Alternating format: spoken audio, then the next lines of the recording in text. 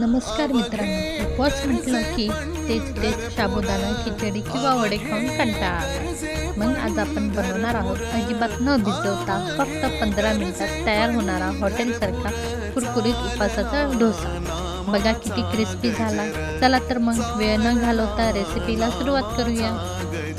साबुदाणा 1 वाटी आणि भगर 1 वाटी घेऊया.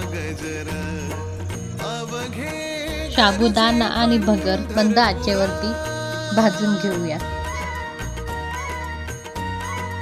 मिक्सरच्या भांड्यात भगर आणि साबुदाणा एकत्र करून बारीक वाटून घेऊया. मिश्रण रव्यासारखे थोडे जाडसर असावे. आता याच मिश्रणात अर्धा कप दही, 1 कप पाणी आणि 1 चमचा साखर घालून पुन्हा मिक्सरमध्ये फिरून घेऊया. मिश्रणाला एका मोठ्या भांड्यात काढा. जर वेळ असेल तर हे पीठ 15 ते 20 मिनिटे झाकून ठेवूया, जेणेकरून साबुदाणा छान फुगेल. त्यानंतर पिठात चवीनुसार मीठ घाला आणि आवश्यकतेनुसार थोडे पाणी घालून रेग्युलर डोशासारखे मध्यम बॅटर तयार करूया.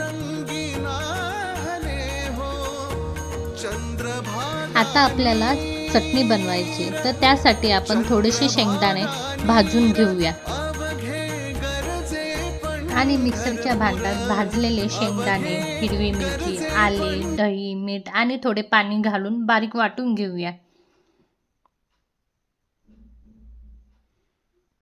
शेगडीवर नॉनस्टिक तवा चांगला गरम करून घेऊया. तव्यावर थोडे पाणी शिपडून त्यावर तवा सुती कपड्याने पुसून घेऊया, जेणेकरून तापमान समप्रमाणात होईल. तव्याच्या मध्यभागी 1 ते 2 मोठे चमचे